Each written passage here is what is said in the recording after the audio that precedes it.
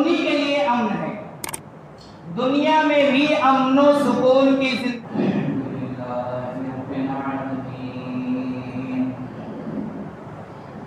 الحمدللہ رب العالمین والعاقبۃ للمتقین والصلاة والسلام علی رسولہ سید الانبیاء خاتم المرسلین وعلى آلہ وأصحابہ أجمعین أما بعد فأعوذ بالله من الشيطان الرجيم بسم الله الرحمن الرحيم فاعلم أنه لا إله إلا الله وقال عليه الصلاة والسلام إذا سألت فاسأل الله وإذا استعنت فاستعن بالله أو كما قال عليه الصلاة والسلام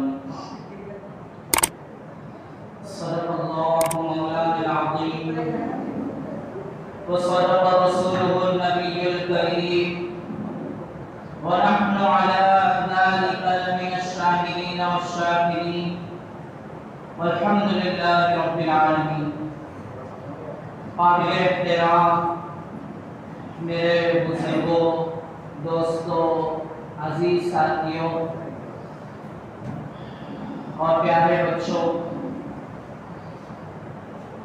اللہ تبارک و تعالیٰ کا ہم سب پر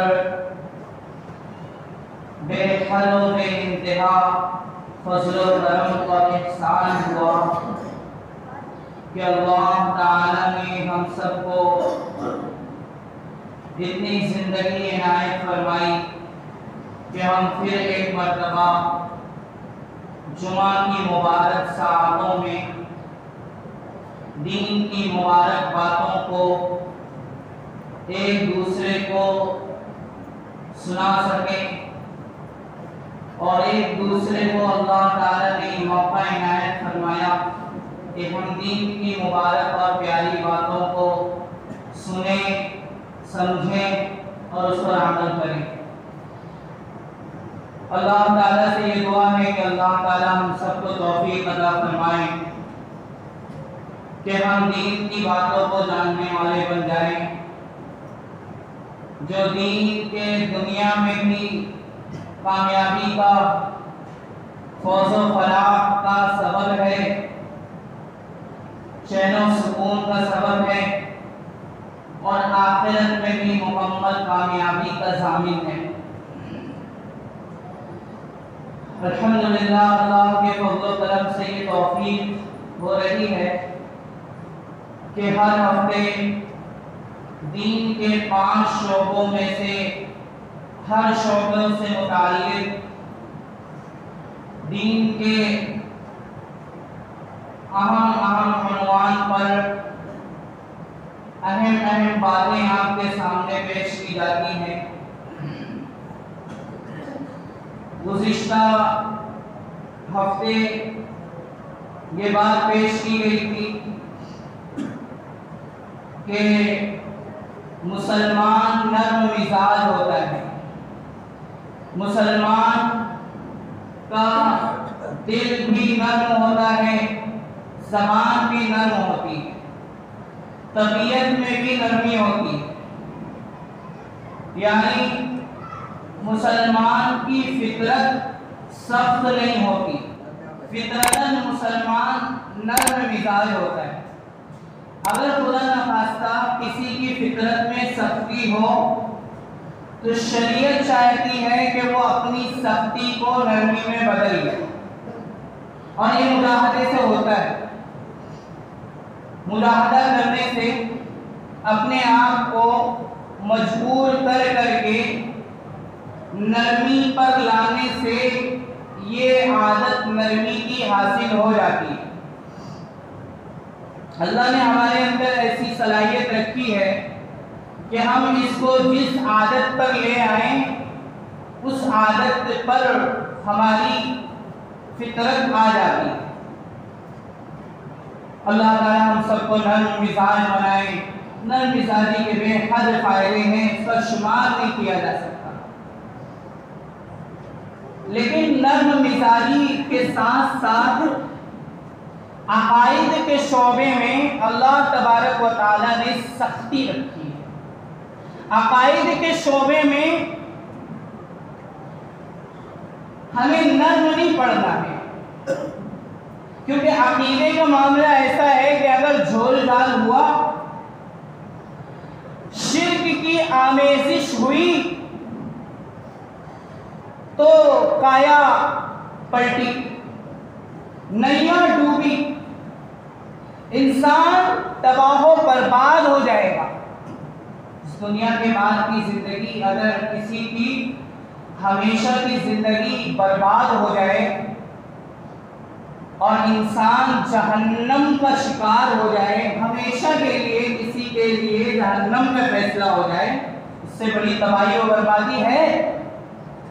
اس سے بڑی حسرت اور ندامت اور افسوس کی کوئی بات ہو سکتی ہے؟ نہیں۔ انسان کی جو اس دنیا کے بعد کی زندگی ہے، جو ہمیشہ کی زندگی ہوگی، کبھی نہ ختم ہونے والی زندگی اگر ناکام ہو جائے تو کفے افسوس ملنے کے سوا کوئی چارہ نہیں ہوگا۔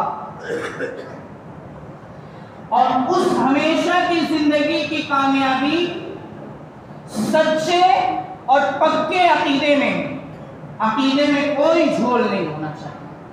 عقیدے میں شرک کی ذرہ برابر بھی آمیزش نہیں ہونی چاہیے۔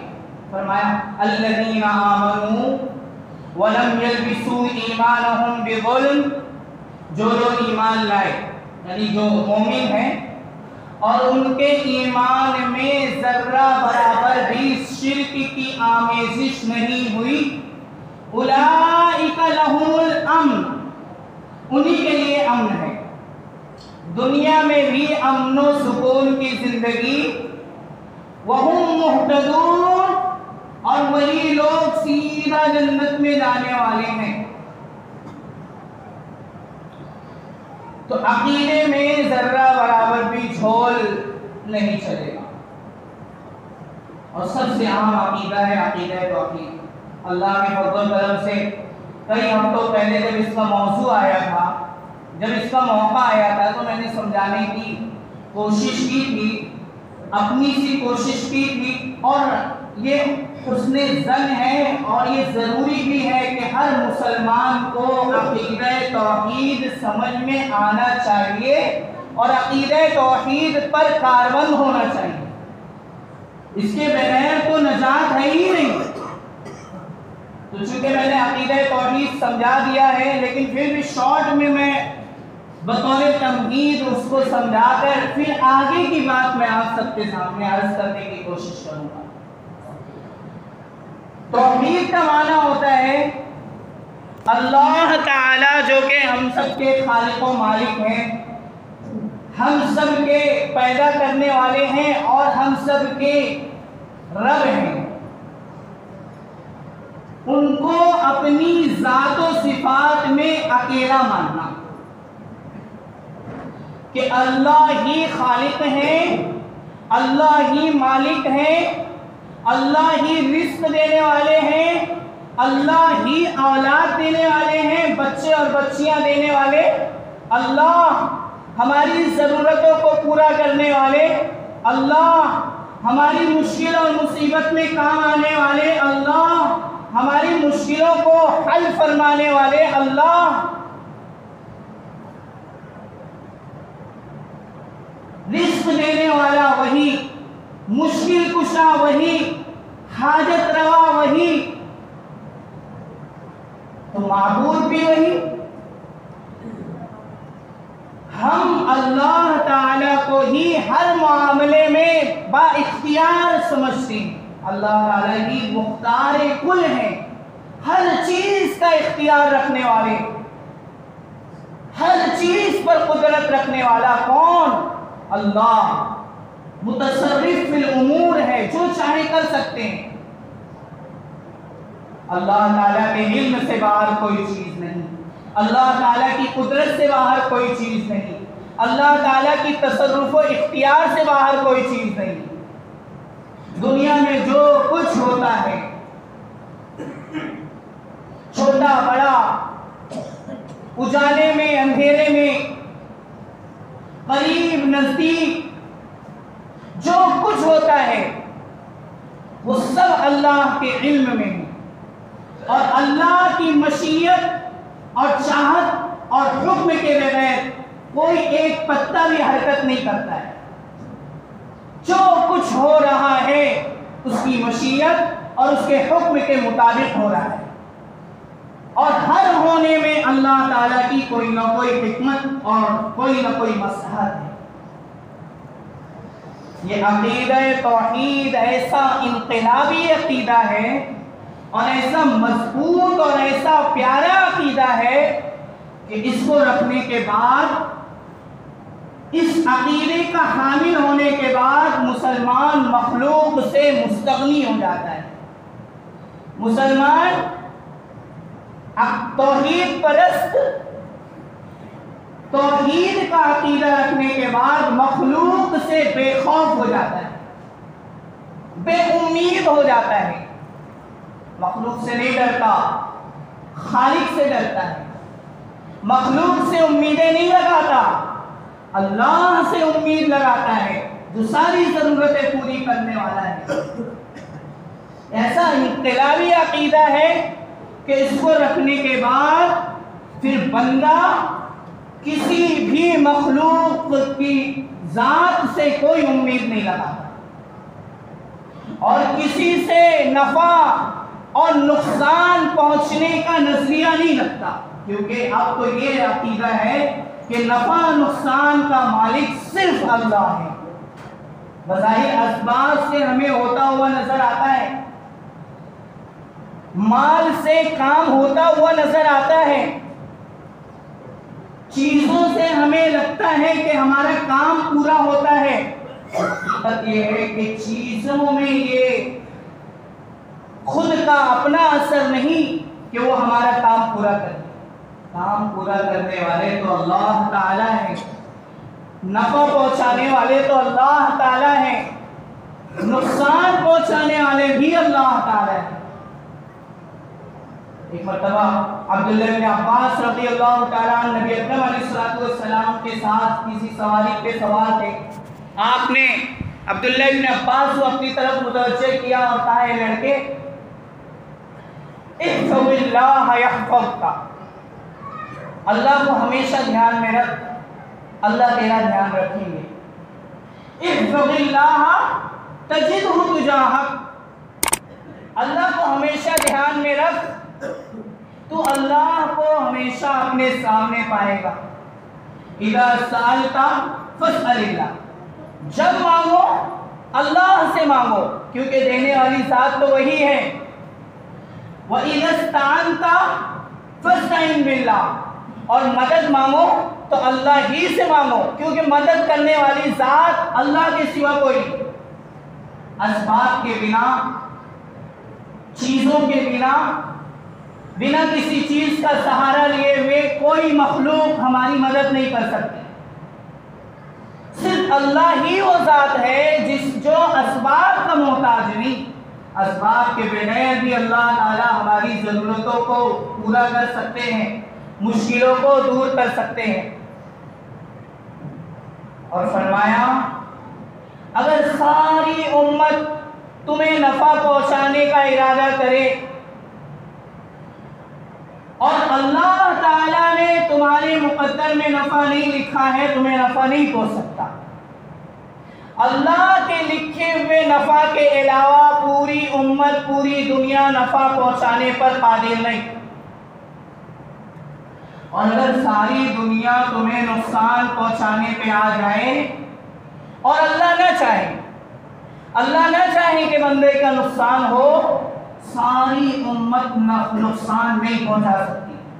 اللہ نے جتنا نقصان لکھ دیا ہے، اس نقصان کے علاوہ دنیا کا کوئی فرد اس شخص کو نقصان نہیں پہنچا سکتا۔ یہ عقیدہ توحید ہے۔ کیوں؟ رفعت الاقلام، جو کچھ ہونے والا ہے لکھ دیا گیا، صحیفے خشک ہو گئے، سب اللہ تعالیٰ نے لکھ دیا ہے۔ یہ ایک مسلمان کا ایسا پیارا عقیدہ ہے کہ مسلمان اس عقیدے کے رکھنے کے بعد پریشان نہیں ہوتا، کیونکہ جو مصیبت بھی آئی وہ تو لکھی ہوئی تھی، ٹل نہیں سکتی تھی، اور جو نہیں آئی وہ آ نہیں سکتی تھی۔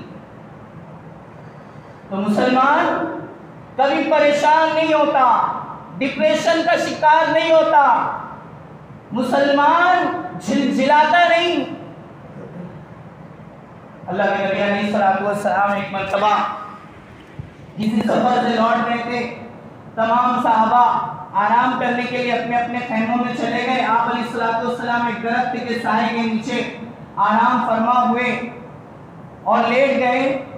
ایک شخص دبے قدموں کے ساتھ آپ کو نقصان پہنچانے کی غرض سے آیا اور آپ کی تلوار کو اٹھا کر نیام سے نکال کر آپ کے اوپر سونپتے ہوئے کہا، کھینچتے ہوئے کہا کہ آپ بتاؤ تمہیں کون بچائے گا؟